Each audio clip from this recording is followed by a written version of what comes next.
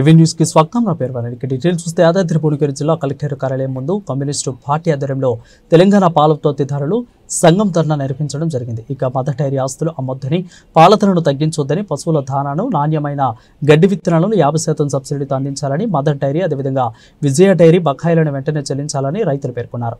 ఇక ఈ కార్యక్రమంలో పాల సంఘం రాష్ట్ర నాయకులు, మాజీ సింగిల్ విండో చైర్మన్, పాల సంఘము చైర్మన్లు, డైరెక్టర్లు, జిల్లా రైతు నాయకులు పాల్గొన్నారు. వీటిని అడ్డుకునేటువంటి ప్రయత్నం చేస్తాము.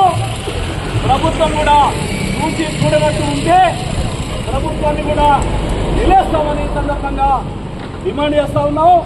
ఈ ధర్నాకు బాలసంగ గారు అధ్యక్షత వహించి ఈ కార్యక్రమాన్ని నడిపించాల్సిందిగా కోరుతా ఉన్నాం. ఈ పాల రైతుల యాదాద్రి భువనగిరి జిల్లా కలెక్టరేట్ ధర్నాకు అఖిల భారత నాయకులు, రైతు సంఘం రాష్ట్ర ప్రధాన కార్యదర్శి తీగల సాగర్ గారు కూడా హాజరయ్యారు.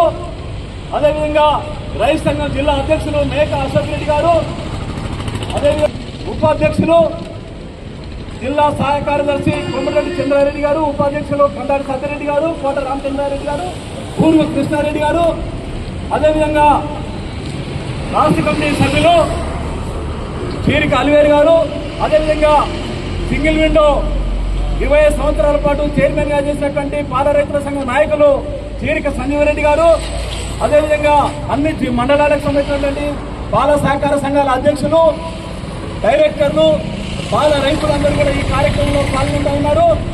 ఈ సందర్భంగా మీ అందరికీ కూడా పేరు పేరున ధన్యవాదాలు తెలియజేస్తూ ఈ కార్యక్రమాన్ని నిర్వహించాల్సిందిగా మన రాష్ట్ర నాయకులు, పాల సంఘం రాష్ట్ర నాయకులు మంగా నరసింహ గారిని అధ్యక్షత వహించి నడపాల్సిందిగా కోరుతా ఉన్నాను.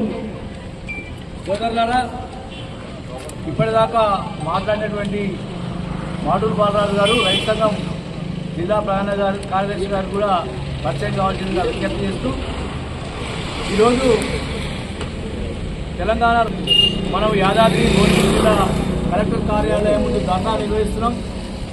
ఎర్రటెండల మనం ఈ కార్యక్రమాన్ని నిర్వహిస్తున్నాం. రైతులకు ఎండ అనేది కొత్తేం కాదు. అయితే ప్రభుత్వాలు అనుసరిస్తున్నటువంటి విధానాల కారణంగా రైతాంగం రైతులకు వ్యవసాయానికి తోడుగా ఈ పాల ఉత్పత్తి అనేది ఉపయోగపడేది.